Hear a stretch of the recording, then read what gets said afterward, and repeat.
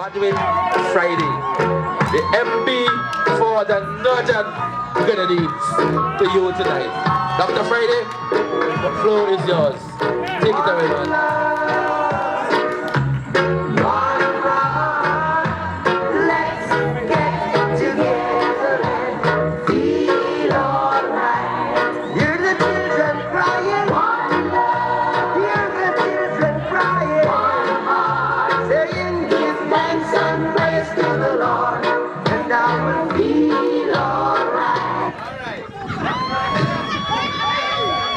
You see, Diana, you corrupted me there. All right, good night, everyone. Protocol has been established and the night is getting long, so I'll get right into what I have to say. Always a pleasure to be here in Union Island. And when Patel says that the Grenadines, Northern Grenadines and Southern Grenadines form the Rock of Gibraltar, we mean in the New Democratic Party. There's only one party in this country that could win every seat in St. Vincent and the Grenadines, and that is the New Democratic Party. Because no matter what, sometimes they try to, I don't know whether they fool themselves or they think they are fooling other people, but they give you all kind of notions that how they're going to win 14 seats, and if they play their cards right, they're going to win the Northern Grenadines. Yeah? Wishful thinking. The thing is this, you can't govern for 14 years as if the Grenadines don't matter, and then when election come around you say that somehow people are going to support you. We have seen what it is, we have felt what it is to be in opposition. We know what it is to be in opposition. Because whenever decisions are to be made on the mainland regarding how resources are distributed, they will tell you that they will give this and they will give that in the Northern or Southern Grenadines, but the fact of the matter is, they give what they can spare. Because the truth is, they know that it's not going to win them the seat. So if they have to make a choice, they'd rather spend it somewhere else. And that is how they govern. Because they govern for power, not for what is good for the country. Now, Mr. Eustace and the Honorable Terence Olivier, they gave very comprehensive presentations. They talk about a lot of the ills that are affecting this country, and some of the things that we as a party, that we are going to do to make things better in this country. And that little phrase, you know, is what guides us. It's a principle. That all we want to do in government is to make things better for people. And if we do that, then we have done our job.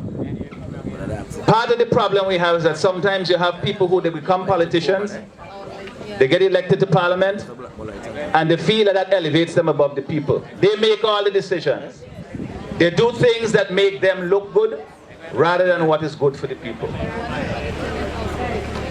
We in the New Democratic Party, my guiding principle as somebody who has become involved in this process is to say that what I do, I start from the proposition is how will this make things better for the people I represent? How is it going to create jobs for the people I represent? How is it going to make it safer for the people I represent? Not how it affects me. I am there to serve their interests, not my own. And the point is, you as the people who elect us, you have to hold us to that standard. Don't ever let any one of us feel that we are dictating to the people. You elect us, you hire us, you ask us to work for you. And I want you to get from this New Democratic Party. Tonight, I think the people in the Southern Grenadines, we're probably preaching to the converted. But the people here know that we have your interests at heart. Sometimes they say, oh, they mightn't see you as much as they want to. Well, we love to be wanted, but you can't be always, everywhere, all at the same time. But what you have to understand is that whenever we are not here, we're working somewhere else for you. A nice radio is there giving you the message, nicely.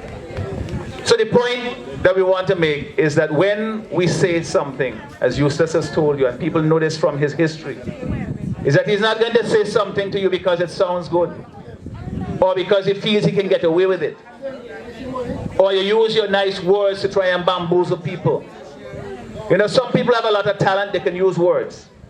They're intelligent, they can manipulate facts, they can do things either for your benefit, or they can do it to hurt you, for their own benefit. Not because somebody is smart, it means that that person is going to be a good minister. Because you could use that intelligence for harm, or you could use it for good. When we in the Democratic Party put ourselves forward, we promise you that we have your interests first and foremost. When we slip up, you have a right and an obligation to tell us. And if we're upset, you say, well, I don't care if you're upset. I send you there to represent me. If we have that relationship, that is an honest relationship. We as your representatives in Parliament, we as your ministers of cabinet around the table, making decisions, but with your interests first and foremost at heart. When somebody says, oh, well, if we do something this way, you know, listen to the examples that the ULP are talking about. They said they were going to build a cross-country road. Remember that? Way back in 2001. There was no feasibility study done to say, well, how is it going to affect the economy? How is it going to affect the people living in Georgetown, or the people living over in Richmond and Chateaubriand? How is it going to affect the people of this country? None of that was done. And the reason why they proposed it is because there was some notion going back maybe 40, 50 years that it would be nice to have a road going across the country. So they figured the ability to make them look good. They started one end, and they started the other end, and they couldn't figure out where the center was going. So they leave that alone. The Prime Minister said, well, listen, all don't bother across country, that's a small thing. We're going to build an international airport. And it's the same thinking that went into the international airport. All of a sudden, out of the blue in 2005, the Prime Minister in Parliament talking about how he could extend Canada 1 because his neighbors Stingberry on the mainland. And he could do that because Mitchell couldn't do it. Because the people in the mainland would say, they want an international airport in Canada 1, but he could do it. Then out of the blue, they say they're going to build an airport in Argyle. Where that come from? No feasibility study, not even a wind study, which is technically required. And then we see the problems we're having now, they can't complete it. Because why? In 2005, their popularity was slipping, and they figured that this will make us look good. It's not a question of how is it going to serve people. How is it going to help the banana farmers? How is it going to help the people in the diaspora when they come home? How is it going to help tourists to come here to St. Vincent and the Grenadines? How are we going to finance it in a way that will make it affordable for the people of this country? You know what they said? Again, bamboozling. This is the biggest project in the history of this country, you know. We estimated, Glenn Stewart estimated it would cost about $1.2 billion to complete. They say it will cost $562 million. Then it went up to 600, 700, I don't know how far they would admit to now, but I'm sure it's gone well over that. And they still can't complete it. And every Monday morning now they want to come to Parliament to borrow more money.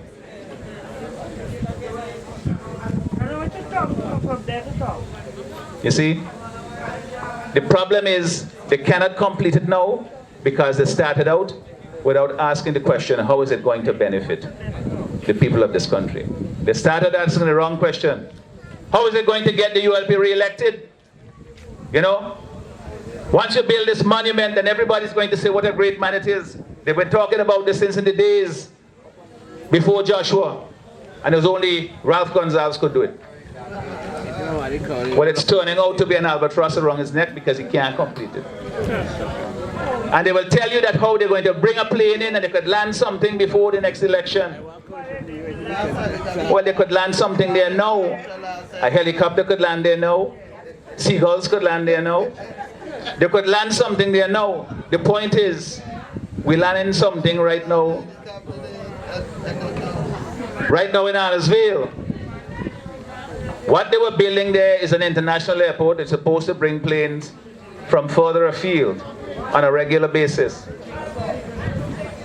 They were advertising jobs to say that they are going to hire people this month because the airport is going to open in November. It's going to be completed by the end of November. But I mean, again, that is all there to bamboozle, to fool. How are they going to complete it when they don't have the money? We were told in the early days that the Prime Minister and Minister of Finance is such a financial wizard that he would use all kind of creative means to build the biggest infrastructural project in the history of this country without incurring a national debt of St. Vincent and the Grenadines. They said it in Parliament. He said we would build it debt-free. When we challenged him in the Parliament on it, Julian Francis said he never said that. So he will find a quote. I said, okay, go get the quote because I know he said it. And he came into Parliament with the quote and it says, we will build it debt-free. Then he goes on to explain because we're going to sell the land at Andersville and so on. I said, all you're doing is you say it's debt-free, but you explain how you're going to do it. The point is it has not happened because they didn't walk it through. When you have a project like that, Eustace will tell you he was a senior person in the Caribbean Development Bank. Those kinds of projects, you don't go at NCB and First Caribbean Bank and borrow the money to build them. You go and you get what they call multilateral financing or soft loans to build these projects, and usually you do your feasibility studies, meaning you say how it's going to be constructed technically, how it's going to benefit the country, you do your environmental impact studies and so on, and you present it to them and they say, well, this is impressive, we will finance it for you, we'll give you a loan at 1%, 2%, or 3%. Instead, earlier on, we were borrowing money at 6 and 7% from First Caribbean Bank, from the National Insurance Service to finance a project of that magnitude. No wonder we can't see the end of the tunnel. And we're coming to that just now because they're going to build a tunnel, they said too.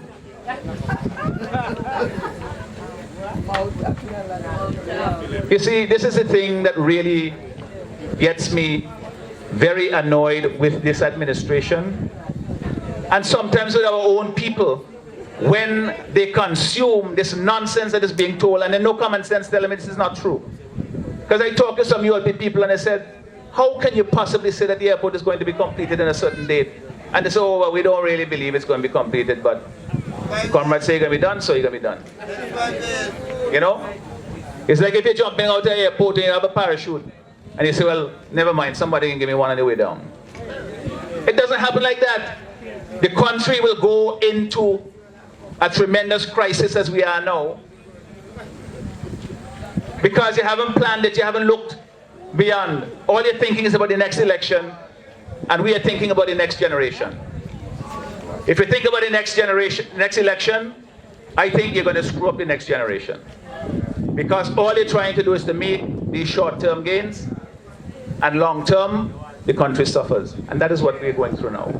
And we are saying, with a greater degree of urgency this time than we've done before, is that if we don't change it now, it may well be too late, quite frankly, to change it after another 5 years. And countries fall apart, you know. Nothing is guaranteed. When a country succeeds, it's not because it's something automatic that 1 year after the next you will do better. Countries can go backwards, they can collapse. You see the difficulties that they've had in Guyana during the time of Forbes Burnham, and it's taken them generations to get out of it. You have countries like Somalia, which used to be a united country, completely disintegrated. It is possible, it can happen. And the point is, we in St. Vincent and the Grenadines, we had such a good start. For 17 years under the NDP, you have had an average growth rate annually of 5%. At the same time, when they were running a current account surplus, meaning that we're not going into deficit. We weren't having to borrow money to pay for the everyday things that we need to run government. What we have now is we have deficit financing, meaning that all the things that you need, whether it's to buy hospital gear, to fix the roads, to do the usual things of government, we don't have the money to do it. So what you do is that you're having to take money, either borrow it from somewhere else, or you take money from other essential services. Mr. Eustace told you that the airport, not the airport authority, the tourism authority, government is supposed to vote money to the tourism authority every year so that it can do the job of advertising the country, because tourism is important for us to generate foreign exchange earning, to create jobs for our people. It's the most important part of in terms of the growing economy. They voted $13 million to give to the tourism authority in 2013. You know how much they gave it? 3 million. 3, you know why? Because they took that other 10 million that they had on the budget and they didn't spend it to try and fill the gap that they had in on the budget. So they say that you have a budget of so much and so much, and they're going to spend so much and so much, but they don't have the money to do it, so they just cut back. How much they give to Braxa? For the last 2 years, I don't think a single piece of road was fixed in Beckway by Braxa. And I'm sure the same is down here. They're going around and you find somebody who's doing a little construction project because he had to drive his truck over it. He will dump a little bit in the road and fill the thing so that it don't mash up his truck the next time he passes over it. That is how roads are being fixed in Beckway now. And in Union and in other parts of the mainland. And that is because Braxa is not also getting the money that it says in the budget. If they say they're going to give Braxa 14 million, they might get them 6 million. And who pays for that? This is the sinister thing about it. Who pays for it? Somebody pays. Because when the road mash up, when you break your shocks and your tires, your car get damaged, you can't go to the government and say, listen, your road was bad, fix my shocks for me. You have to go to the mechanic and pay for yourself. So in a sense, what they're doing is they're transferring the cost of their negligence onto you, the taxpayer, again. So you're paying your tax directly with VAT and income tax, and then when you take your car to the mechanic because the roads are bad. When you pay taxes, it's because you want the road to be fixed. But they say, no, we're not going to do it because, listen, the people are not shouting about it. Everybody don't break their car shocks at the same time, so you have a great public uprising. You break yours today. My partner, his own is fine, he ain't interested in that. You fix yours, tomorrow he breaks his. Yours fixed, so you're not worrying about that. So nobody complains. You see? And that is what they do. They say they can get away with it. And they pass it on to the taxpayer. We can't continue to go like that. You know, no serious government functions like that. When you hear Prime Minister say he ain't leaving the money to earn him to spend. I mean, what kind of stupid thing is that? Who speaks like that as a statesman? That's like schoolyard kind of thing that little children get on with. You don't hear serious statesmen talk like that. It's not his money, so we're going to say you're going to go and waste it because you say, I'm going to win the election. That is what you're saying. I mean, all these series of very poor decisions that have been taking place. You know, they're running government as if they invent government. They don't have to follow the rules that were laid down. They don't have to follow tender rules. They don't have to follow the rules of fiscal prudence. So they could spend money, and that somehow they believe that they're going to get it back somewhere. So that's where the National Commercial Bank got into trouble, because government was borrowing money. They don't know how they're going to pay back, but they keep hoping they're going to pay back. Eventually got to a crisis. They couldn't pay it back. They go to the CDB. CDB say, listen, that's our function. We're supposed to be helping development of countries. We're going to lend you the money, consolidate all your loans. But you still say they told them they had to sell it. But the reason they had to sell it is not to make a profit. They had to sell it because they don't want them to get back in the same situation again. They say, listen, if we can lend you the money, but you made such a mess of it the last time, we don't want you in control anymore. Sell 51% at least, so somebody else running the bank. When I said that in Parliament, the other Prime Minister went ballistic. Because he don't want to admit it, it's true. They had to sell it in a fire sale, that's why we couldn't get the real money for it. So these are things that our country has gotten to this position, we can't continue like that. And if, for those people who are thinking, well, you know, maybe things might improve. If it didn't improve in the last term, it didn't improve the term before, what makes you think it can improve in the next term? The problem is not a problem that they can solve, because they are the problem. It is the way in which they function that creates the problem. A leopard can't change its spots. If you allow them to go there again, the situation will only get worse. And it will get so deep that the crisis I'm telling you about, where countries get to the point where they can't lift themselves out of their own problems, may well happen to St. Vincent and the Grenadines. And we don't want to see that happen. This is too beautiful a country. We all have our hopes and dreams built in it. We want our children to be able to grow up here and live here and to find a future here as well. And that is all we're asking you to do, is to give us a chance to try and make things better for the people of this country. Not just the people of the Southern Grenadines, the Northern Grenadines, the people throughout the country. And we promise you we will work very hard to do that. We're not perfect. You'll make mistakes, but when we make mistakes, we can call them. If you don't admit you make mistakes, then you can't fix your mistake. And we in the New Democratic Party are committed to doing that. Mr. used to say he will give priority to fixing the economy. All of the young people coming out of school and can't find work, this is your best shot. Your best chance, your best hope is with the New Democratic Party. Because our first priority is for creating opportunity for people, not for us to look good. You know? It is for creating opportunity for the young people coming out of school so that they too can find a future in St. Vincent and the Grenadines. We have less than 90 days to make that momentous decision. We have reached a point where we have to make the right choice. It's not a question now we're saying, let's see what will happen over the next term. The next term, this might be one too many. When Ralph was in opposition, the Prime Minister now, he said he wanted 2 terms. Well, the people gave him 3.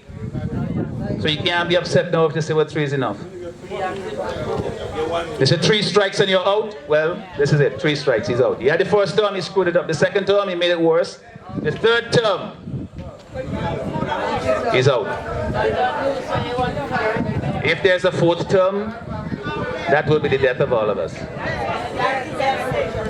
So, when we come to make that choice, I know that a lot of people here in the Southern Grenadines have made up their minds as to how they're going to support Terence Olivier. I'm sure of it, because he has represented you fervently, passionately, and honestly for the 14 years that he's been in the Parliament. I know because I sit right next to him in the Parliament every day. We talk on the phone. He comes and visits me sometimes in Beckley.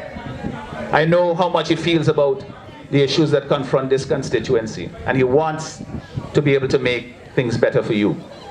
So I know you'll support him and give him a chance to do it. Mr. Eustace has been tirelessly working. Nobody who is doing this for any kind of selfish reason, for his own aggrandizement, or for him to be put up on a platform to say that he's the great savior of the country.